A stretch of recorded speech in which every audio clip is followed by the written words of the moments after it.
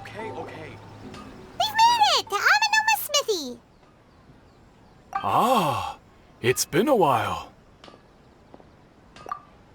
Of course. Go ahead.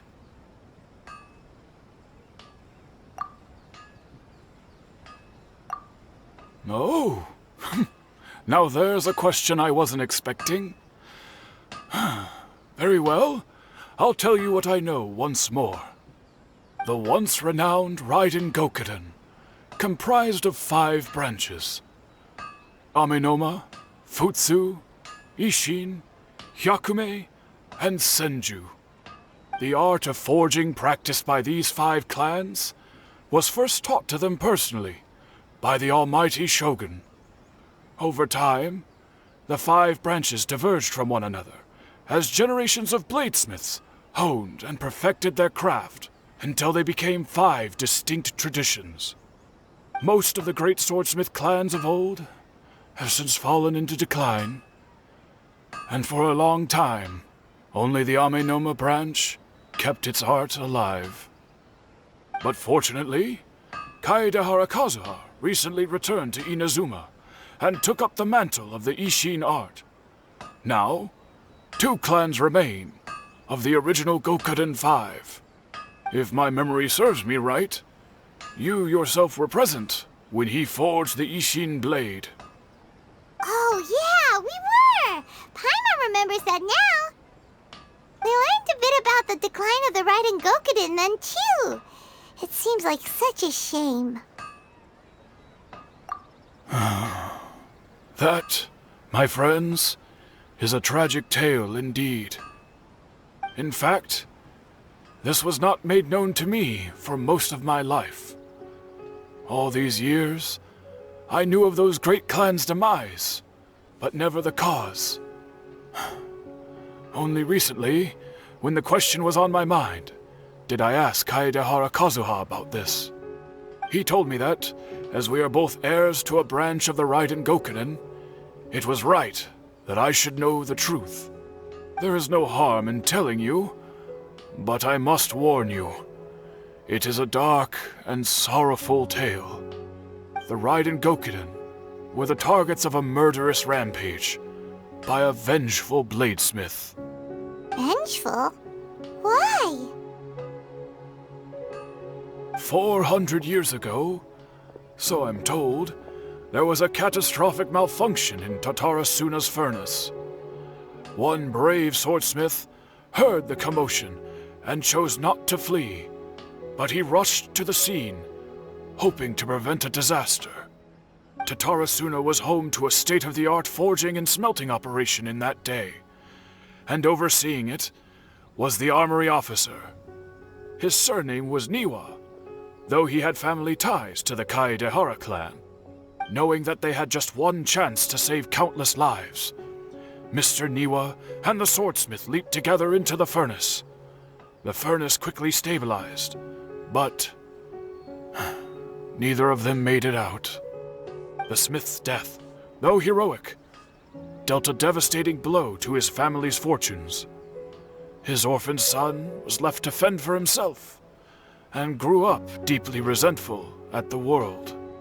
In his heart, the whole of Inazuma was culpable in his tragedy. He hated the almighty Shogun for her apparent indifference towards his father's death, and he hated everyone who had done nothing to try and save him. Powerless and destitute, the only legacy he had to pass on to his children was his hatred. Generation after generation bore this grudge, living in utter misery. Alas, if only the story could have ended there. But 100 years ago, the then head of this family reached the end of his wits. He could bear their fate no longer, and yet he could do nothing to change it. Finally, he made a drastic decision to take revenge on the Raiden Gokuden. In doing so, he sought to vent his pent-up anger and shake the very foundations of Inazuma's forging industry.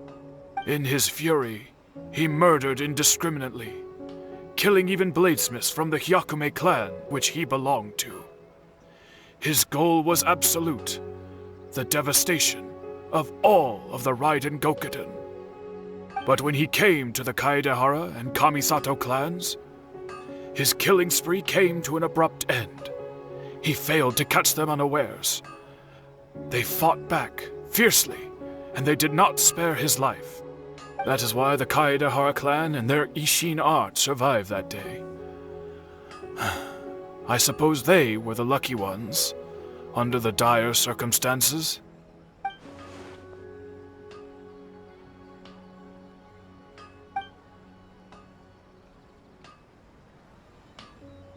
Was there anything else you wanted to ask? Kazuha? Why, yes. Just yesterday, in fact. We spoke for a while over some tea. He seemed well.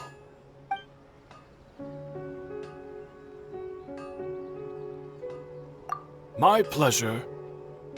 Don't tell Paimon. There are other places you want to visit too, right? Your expression says it all. You can't hide anything from Paimon. On to the next stop. Lead the way, traveler. Paimon will be right behind you.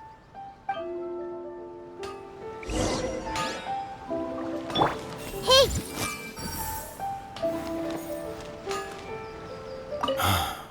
Whenever I'm reminded of what happened back then, it always weighs on my heart.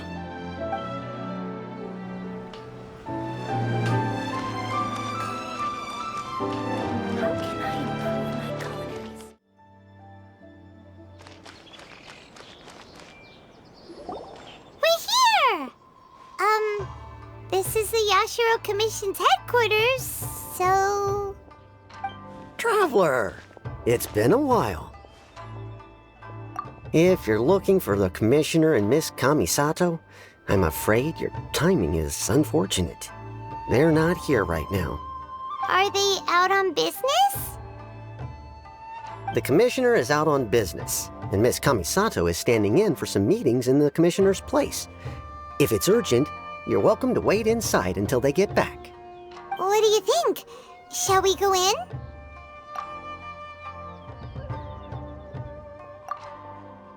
If it were anyone else, I couldn't allow it. But seeing as you're so close with the Commissioner and Miss Kamisato, I think it should be okay. We'll be heading in then. Thanks!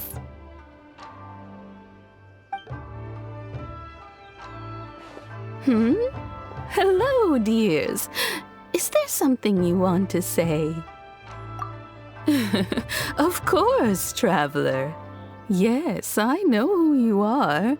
Miss Kamisato has told me about you. What would you like to know? Oh, they're both very well indeed. Lately, Miss Kamisato has been rather busy attending all kinds of meetings and occasionally paying visits to some local organizations on the Commissioner's behalf. As for the Commissioner himself, well, you know, busy as ever. That much hasn't changed. Although he does seem to be in a rather good mood these days. So pretty much business as usual in the Yassiro Commission, huh? Very much so.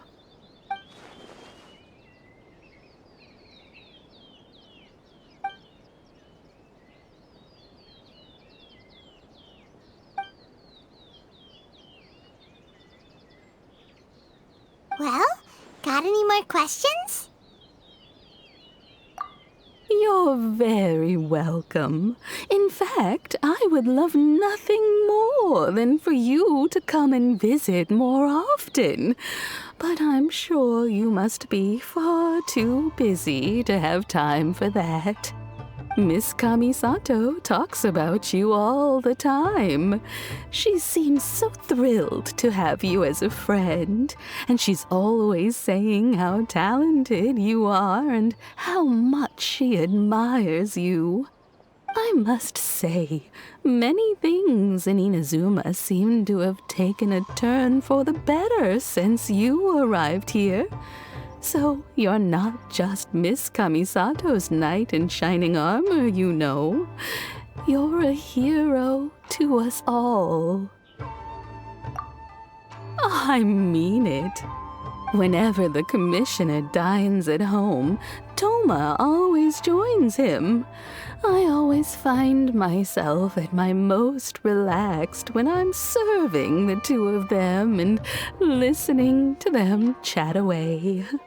The commissioner has such a busy schedule that he doesn't always have the chance to take his meals at home, but given the opportunity, he always prefers to dine here. They say it's because Toma's a much better chef than most. Oh, the commissioner is so fond of home comforts. They get to talking about you sometimes too, you know. Always with a very fond tone. The way one would talk about dear old friends around whom one can truly be themselves. Miss Kamisato occasionally joins them as well. Whenever the whole family gets together and they start talking about people they've met and experiences they've had, you always get a mention. It's been many years now since the late Mr. and Mrs. Kamisato passed away. Much has happened in the Kamisato clan in that time. As someone who is old and gray enough to have watched their son and daughter grow up, it makes me so happy to see them meet a dependable friend whose company they enjoy so much. So, in the future, if you ever do have the time, please know you are always very welcome at the Yassiro Commission headquarters. There will always be at least one old lady who would be delighted to have the pleasure of your company.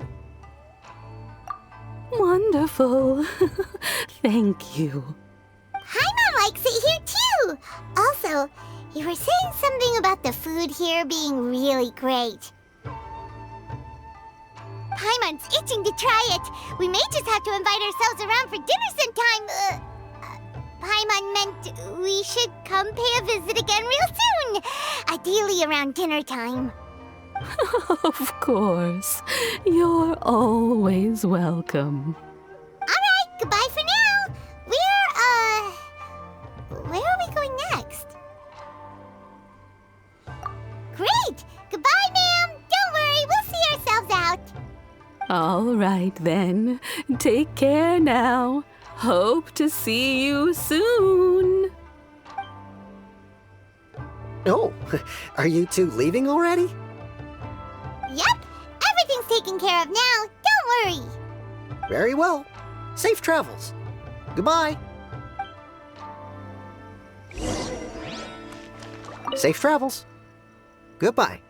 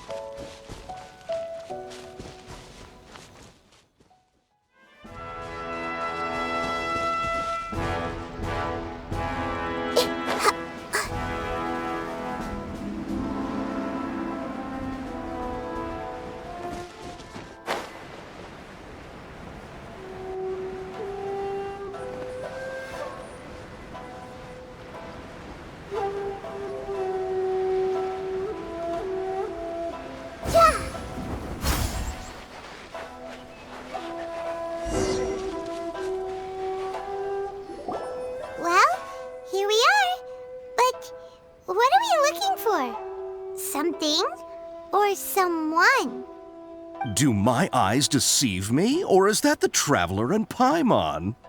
Xavier, what are you doing here? I was in the general area, and now I'm in this specific area. There, that's me. So what about you two? We have some questions and thought you might be able to help. Certainly do. I've researched the furnace here in some depth. If there's anything you want to know, just ask away. Like the back of my hand? Make no mistake, I have been here a good many times before. Not only that, but I've met people in Inazuma whose families used to live in Tatarasuna years ago. They said it's all true, the history here.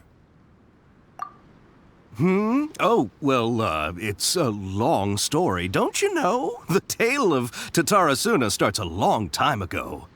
I'm told that its history is one of the most foremost forging and smelting operations in the nation, goes back around 1,000 years.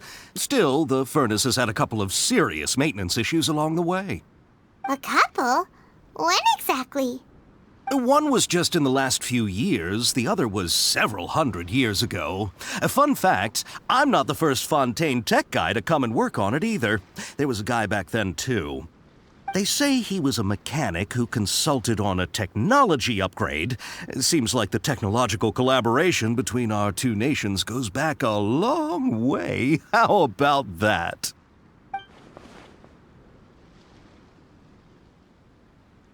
Hey, weren't you gonna ask Xavier something about Tatarasuna? Come on, ask already. Oh, I didn't realize you two were here for a history lesson. Me neither. Paimon doesn't know what's gotten into this one today. Feels like we've been preparing for a history exam or something. What brought this on? Did you just wake up today with a sudden burning desire for historical knowledge? Sure, go ahead. A Kabukimono? No, I can't say that I have. I do know the word, Inazuman for those eccentric types who always go around dressed to the nines. Just the sort of person that I'd like to meet, actually. But sadly, I've never had the pleasure, nor have I come across anything to do with a Kabukimono where Tatarasuna is concerned.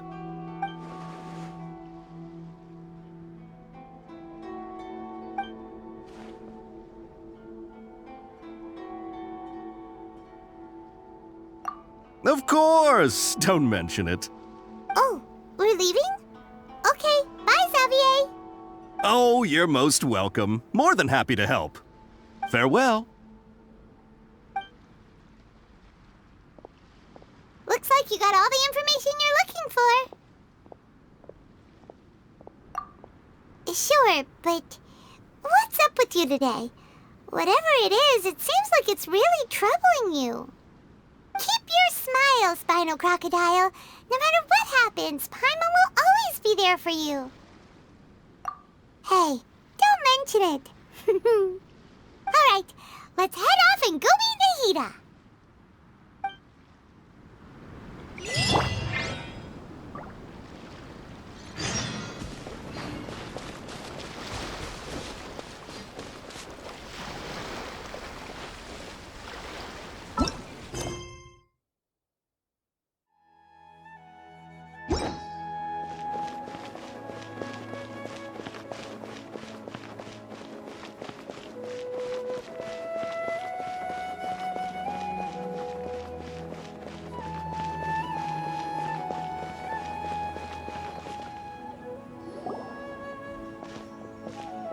Hey, it's them!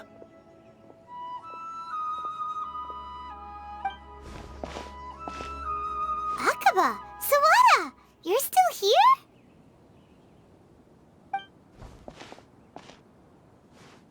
Indeed we are. If you have a moment, we'd love for you to join us once more.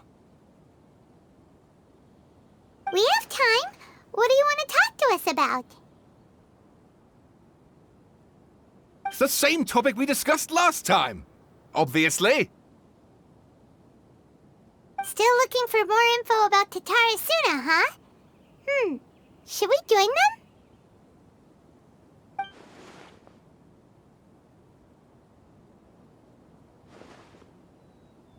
Unfortunately, we haven't made any real progress.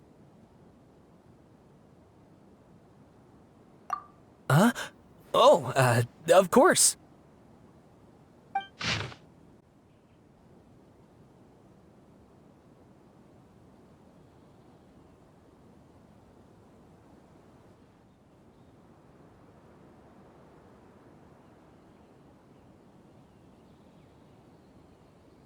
I presume you'll want to read mine as well. Here.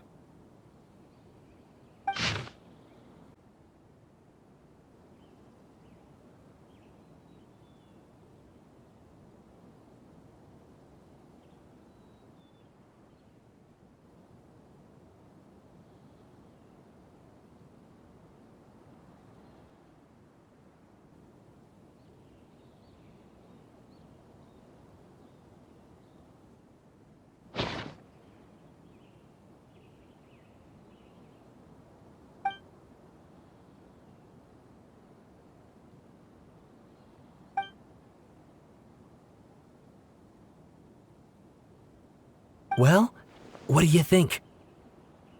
Hey, Traveler, remember how last time Akaba was saying how he wished he could gather more information about all this? Well, we just got back from Inazuma, so how about we tell them what we learned? What did you find out? Something big? It's a long story. Basically, we have some friends in Inazuma, and...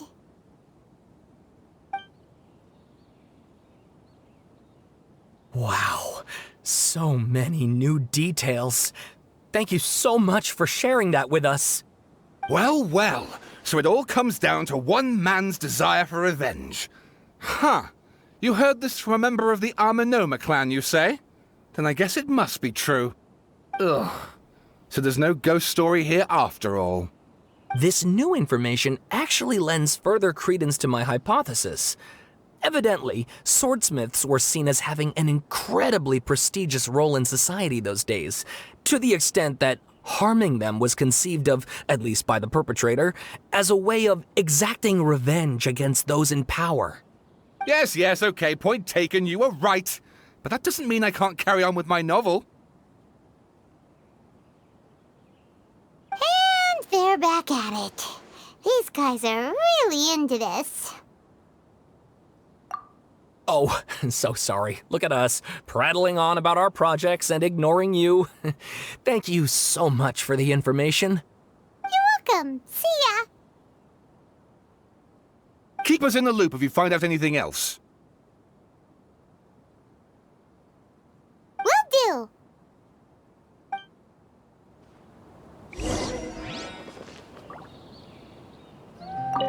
Great! I can finally move forward with my novel. But what a sad story.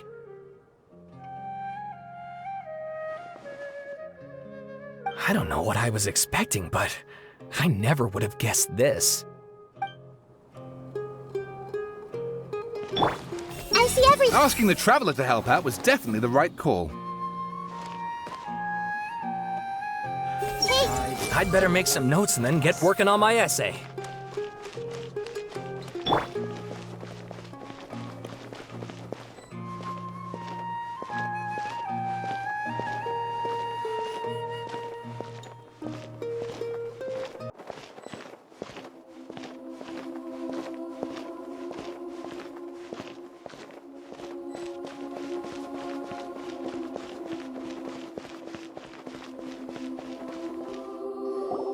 Nahida, we're here! Traveler, Paimon, how have you been? Ugh, where to start? Paimon hasn't had a moment's rest this whole time. That night, we ended up chatting until suddenly the sun was up. And then she decided she wanted to go to Inazuma. The balladeer? It sounds like some kind of code name.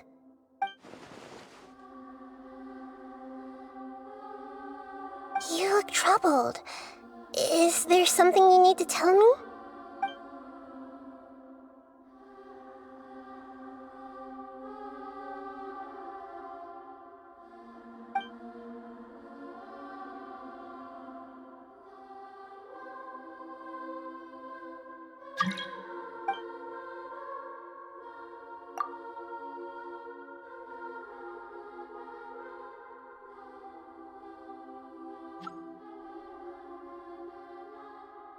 Traveler?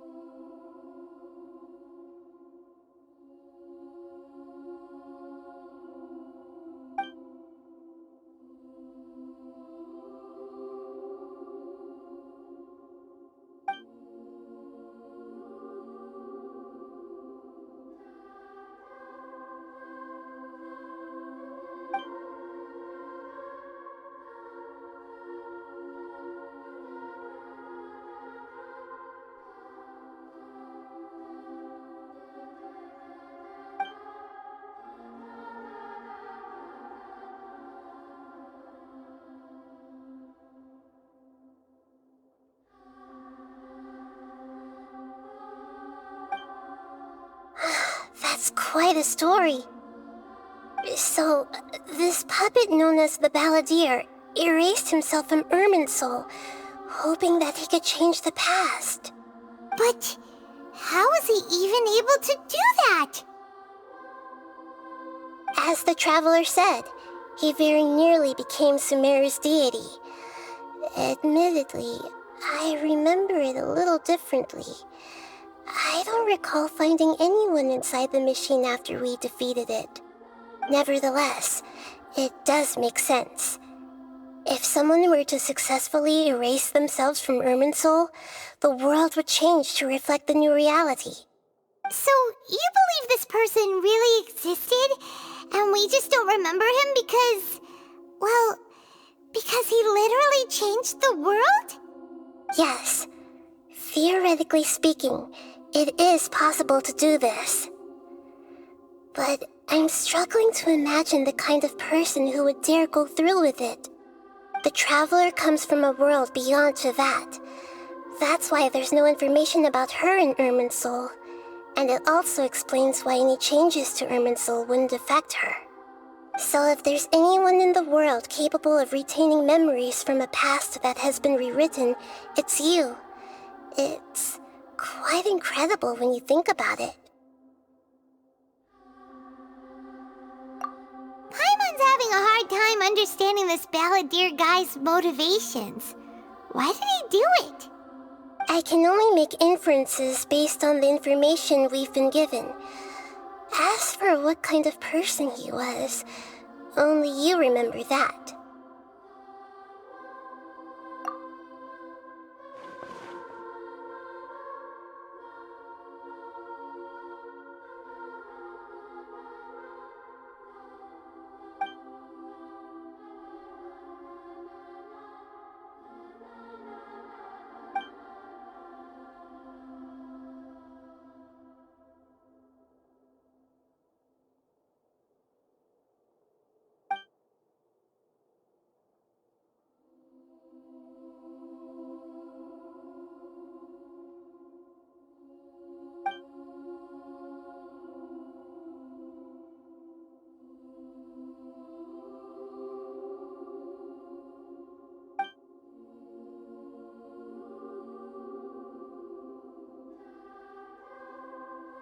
Something else worrying you? Something that you can't share?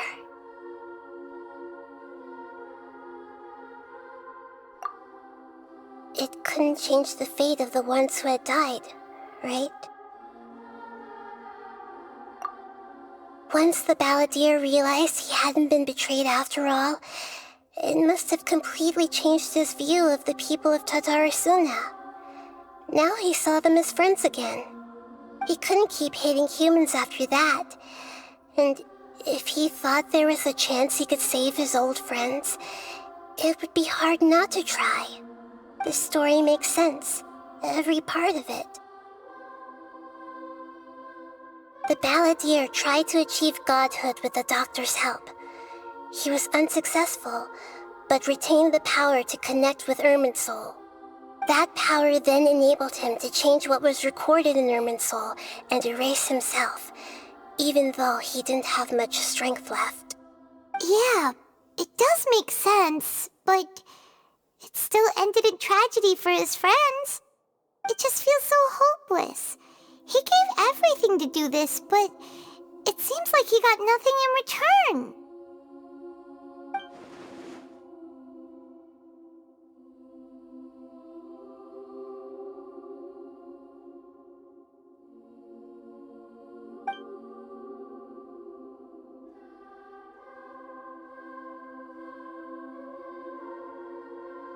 Please wait a moment. I want to check something. Found it. This should be the one. It turns out that I have a strange way of confirming everything she has told us. What is it? A record from a personal collection. It was tucked away in a corner. You should take a look.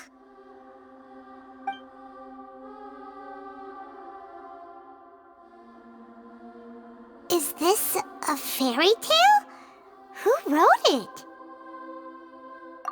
I authored this record myself.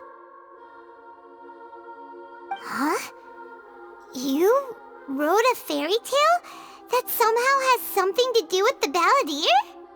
When combined with the traveler's narrative, it's clear that this story is an allegory.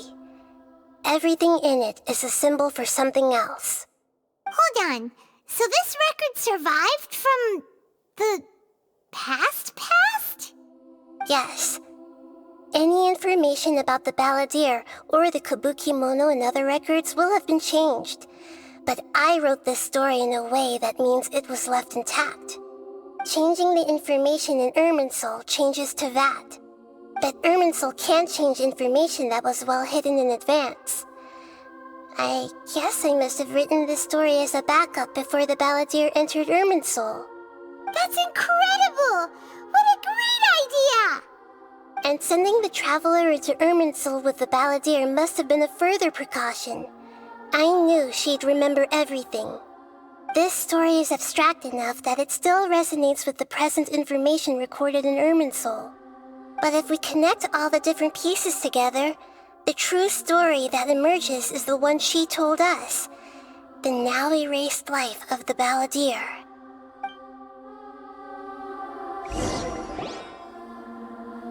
There was once a lone monster draped in fox fur. The monster found a family of foxes, joined them, and they became friends. The monster lived with the family day and night, and everyone treated it as one of their own. Once in a while, the monster would take off its fox fur at night and lament to itself as it gazed at its reflection in the water.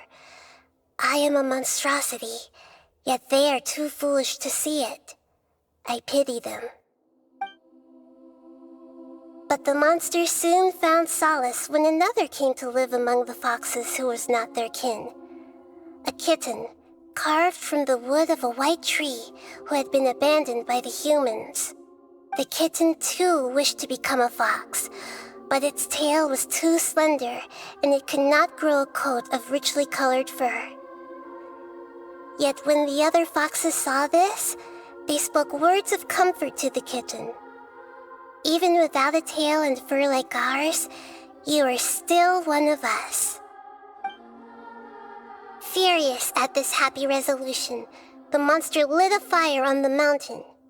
The terrified animals panicked as the fire spread. The only way to extinguish the flames was to make a sacrifice. A gray fox stood up and addressed the monster. It said, "You are the cleverest among us. Surely you can help us find a way to solve this." The monster smiled, led the fox toward the fire, and murdered it. The gray fox's heart was turned into a beautiful drop of water, clear, spotless, and pure. The monster gave the heart of water to the kitten, telling him, "The foxes have decided. You are the one who must be sacrificed. Take this, quench the flames, and die for your fox kin." The fire was extinguished, but the kitten lived. It left that side of the mountain and found a little bird who had a broken wing. The two promised they would spend their whole lives together, but the little bird did not have long left to live. It passed away soon after. After burying the bird, the kitten left the mountain for good. Never again would it cherish a single creature nor a single blade of grass that stood on that mountain.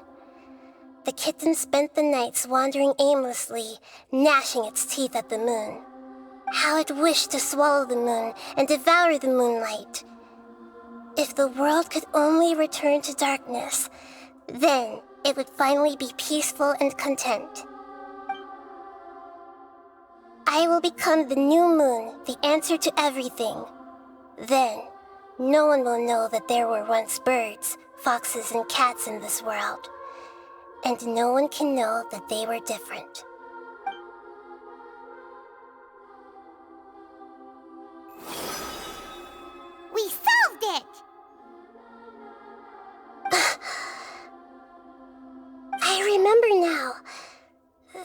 not just the balladier's story. It is his very own memories. I made a backup so that it would be preserved no matter what happened. To become a god, he was experimented on and modified countless times.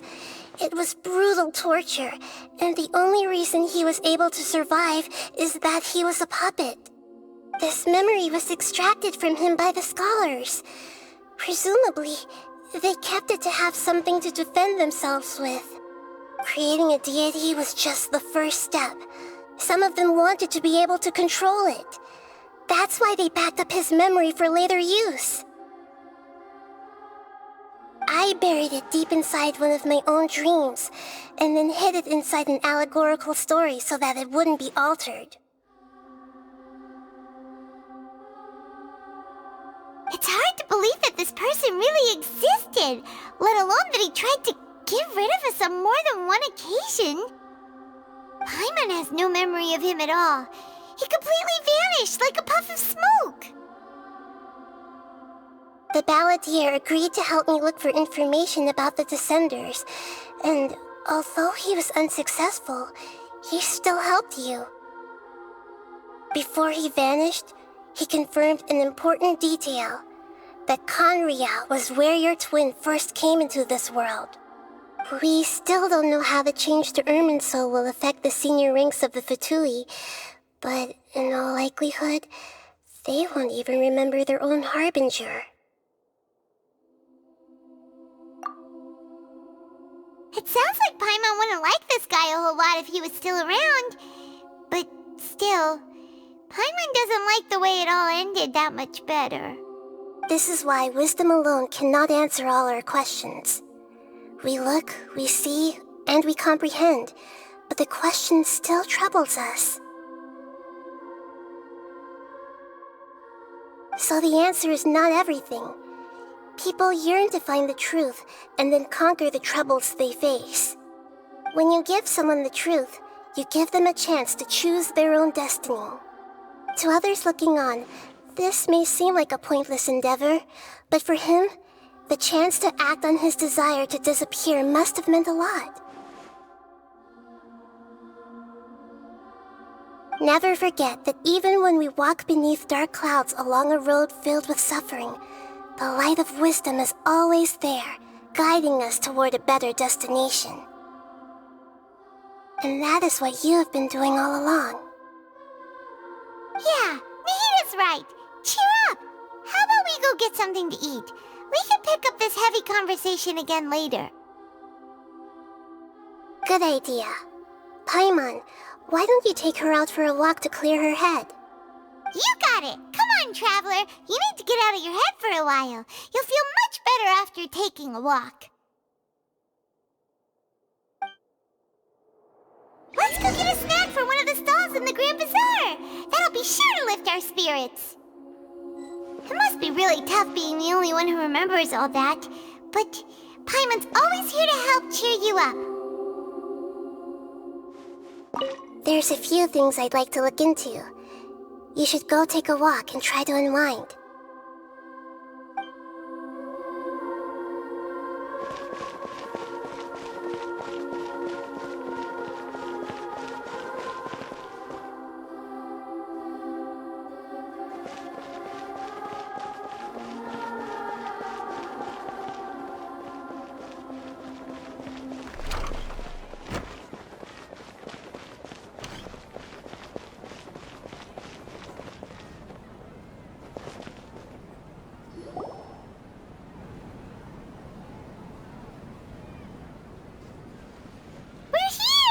What should we eat first?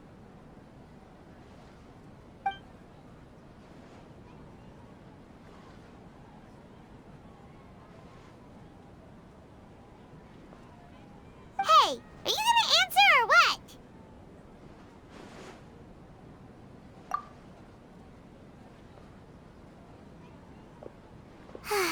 Alright, whatever you want. Well, Paimon will be right here when you figured stuff out. Then we can get something to eat.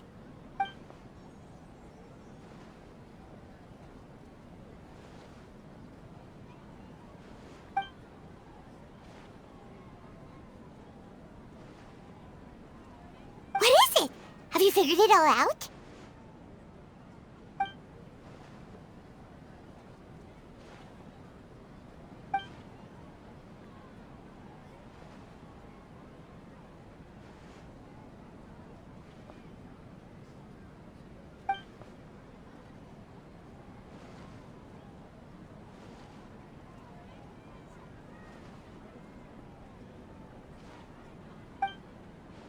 Why'd you jump up all of a sudden?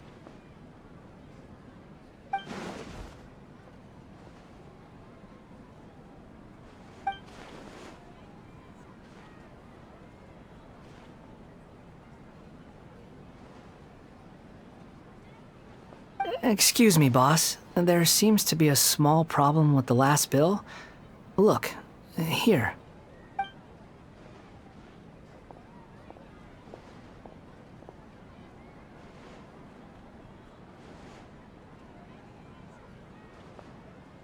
Hey! Hey, wait!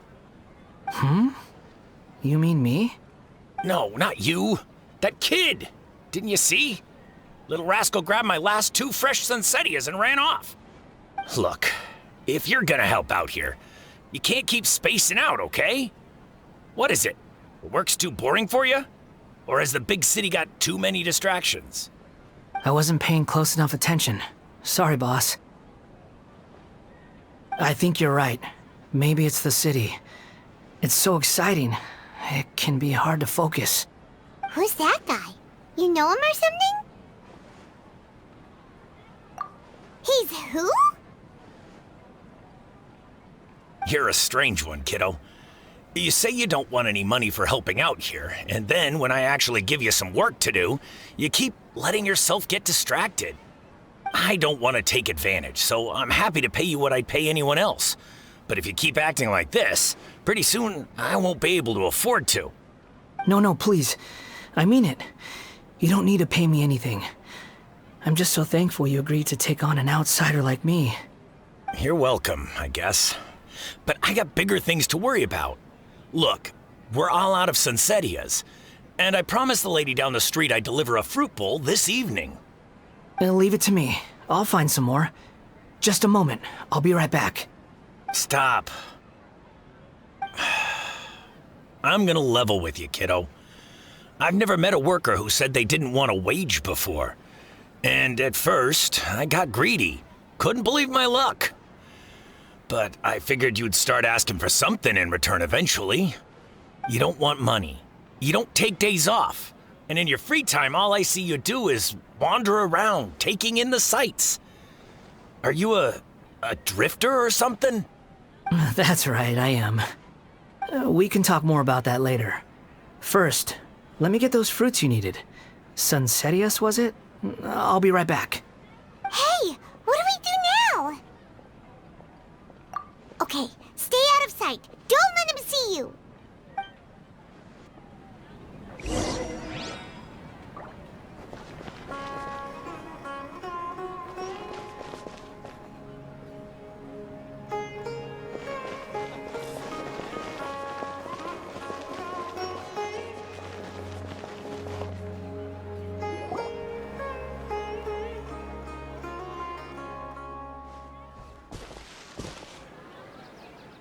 Yeah, this'll do. Even though you say he's the balladeer, what are we planning on doing? Stealing his sunsettias? Isn't that a bit too cruel? Oh, all right. This should be enough. Guess I should wash them before I take them back.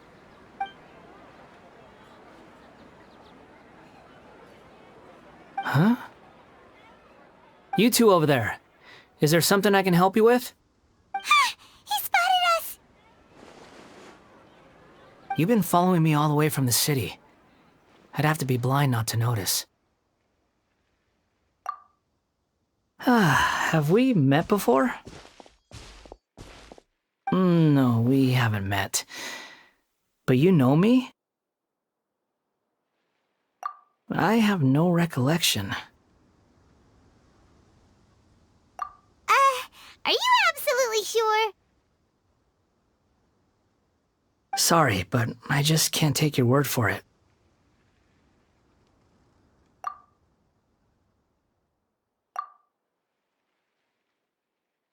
A puppet? What makes you think that? Huh? You were right! The look on his face! I guess you do know me after all. That is not something I share with a lot of people. Look, I'm just a wanderer.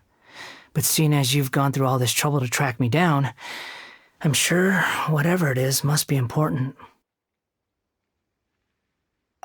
Okay, but please let me deliver these goods to my boss first. Are you really working for that guy? He said you don't want any more for it. Is that true? Yes, I ran into him out in the wilderness during a storm, and he let me take shelter in his cart. In return, I said I'd be his helper for a while. That's oddly nice of you. Let me take these back. Then I'll come with you, okay? Then let's return to the city.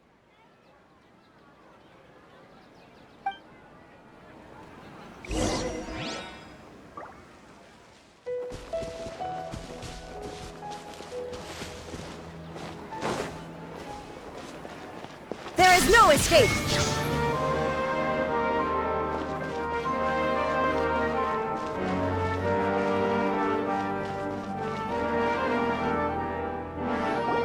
Here you go, boss. I'll leave them right here. Oh, you really went and picked some more. Who are these two? Something's come up, and they need to borrow me. Sorry, boss. I'm afraid I'll be away from the stall for a while. I was just about to pay you anyway. Go wherever you want, kid. Don't waste your time here. What? I get it, okay? You just wanted to help me out, to thank me for giving you shelter from the rain that day.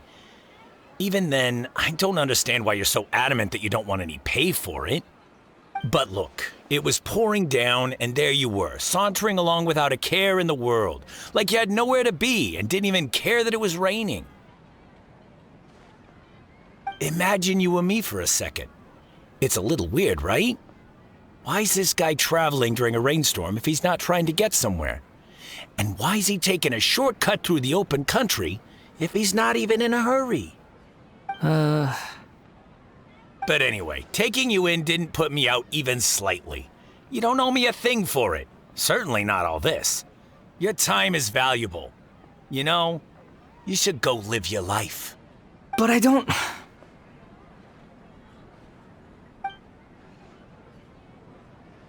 No, you're right.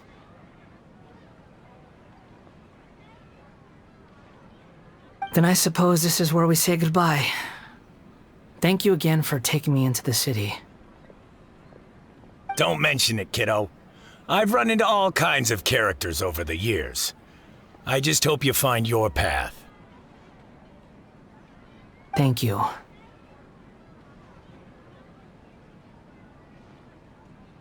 All right, done. Thanks for waiting for me. We can go now.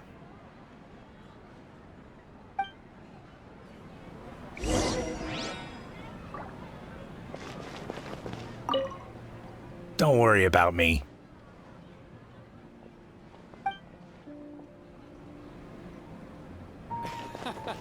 Every item I sell. In my opinion,